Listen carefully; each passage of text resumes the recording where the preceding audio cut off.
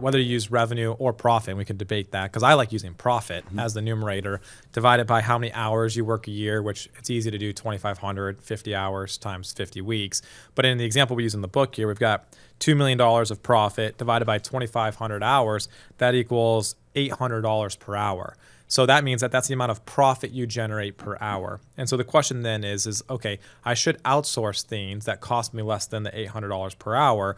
I would essentially be breaking even if I spent $800 an hour. I like to get the 4x ROI on that. So if you divide that $800 an hour by 4, that gets you $200 an hour, which then says that if I outsource anything for $200 or less per hour, I'm going to get a 4x return on investment. And to me, I would take a 4x ROI on anything that I'm doing. So then if you look at it through that lens, you're now looking around at everything within your business, but also within your personal life. And it's, well, if I can outsource this at less than $200 an hour, then I should, because I'm going to get a 4x ROI, assuming I'm doing $2 million a year of profit. Yeah, I love that way of thinking, and I agree with you. That's really powerful. The other thing that often entrepreneurs miss about this whole idea is, how much is it worth to spend more time with your children? How much is it worth to spend time with your aging parents? And I can tell you, with both my mom and dad passed, often I think about, I wish I would have spent more time with dad. I wish I would have spent more time with mom. My Aunt Lois just passed away. She was 98. Luckily, last year, Mimi and I went out and spent time with her in Ohio, and I have great memories from that trip. I'm so grateful we took the time to go out to Cleveland and spend time with her. That's the one thing that's hard to measure. And so it's easy to be very analytical about this stuff and go, hey, is that $200 an hour? The other flip side of that is, does that free up my time to do something that I can't really measure? Because, if you're spending time with your boys or now your daughter, what's that worth? Is that $200 an hour? Is that $10,000 an hour? I don't know. I don't know how you put a number on that, but that is extremely valuable. And you won't even know how valuable that is for another 10, 20, 30 years when you have a relationship with those kids that you wouldn't have otherwise. So that's the other thing that, as an entrepreneur, you need to think about is, yes, the dollars and cents, but also, what are you giving up by doing something that someone else could do just as well or probably better than you? Or even, at times, you give up things that someone could do 70% as well as you. I mean, we talk in the business a lot about, if someone can do something 70% as well as you can do it, but there are other things that only you can do, that's something you probably want to delegate to someone else in the organization. Yeah. And I think just before we wrap up the quantification piece, if you're spending maybe 20 hours a month, let's just say, and it's $800 an hour, that's $16,000 of opportunity costs that you're maybe doing, managing your team, your investments, your insurance, asset protection, your tax plan, etc.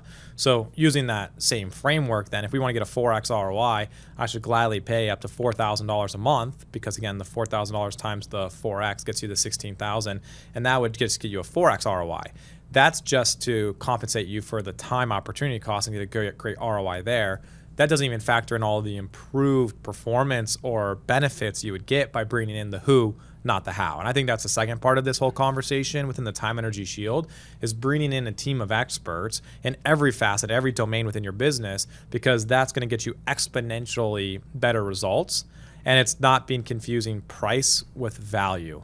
And I think that's a big thing that even I've oftentimes get trapped up in, is I look at the price, but then as you learn, like for example, when you hire an A player, you may pay them 20% more. Maybe you pay them 30% more. But oftentimes their output or their value is 3, 5, 10x more. They actually become a huge bargain compared to a typical B player. And I think that's another big piece of this time energy shield. It's not just the math and the ROI, but it's the expertise that you need to be bringing into your life. Yeah, it's very true. I was just thinking about price versus value. And many years ago, I don't know, I'm on yard work today, but I went to Home Depot to buy a rake, and I bought the cheapest rake. And there was a more expensive rake and a cheaper rake. I bought the cheap rake. And 6 months later, the rake broke. So I went back to Home Depot. Guess what I did the second time? Cheap rake. No, I bought the more expensive rake. Yeah, I learned. I was like, that rake's going to break in 6 months. Yeah. And I still have that rake that I bought that was more expensive today. That's a great ROI. So I learned my lesson. However, my lesson, there was a cost. There was a dumb tax I paid, which was paying for the first rake. So I've learned my lesson over the years. One other thing I wanted to mention about this whole topic of value and price, and when you're managing a team, because you mentioned 20 hours a month. Sometimes I meet entrepreneurs and they go, I don't really spend any time on that. Well, guess what? In life, everything that you ignore drifts, and it never drifts in a positive direction. It always drifts in a negative direction. So if you ignore your marriage, it will drift in a negative direction. If you ignore your kids, it'll drift in a negative direction. Everything drifts when you ignore it, and always in a negative direction. You don't ignore your health and your fitness and then 6 months later you're super healthy, right? It always drifts in a negative direction. And so one of the things that when I hear an entrepreneur saying, I'm not really spending any time on that, well, guess what? Then all that in the areas of tax, legal, insurance, and investments, those things are drifting, and they're not going to drift in a positive direction. So on the one hand, if you're spending time, reallocating that time. If you're not spending time, someone should be paying attention to that stuff. Otherwise, you're getting poor outcomes. You will eventually. And sometimes those be in big, ugly surprises. Sometimes they're just in long-term missed opportunities that compound over years.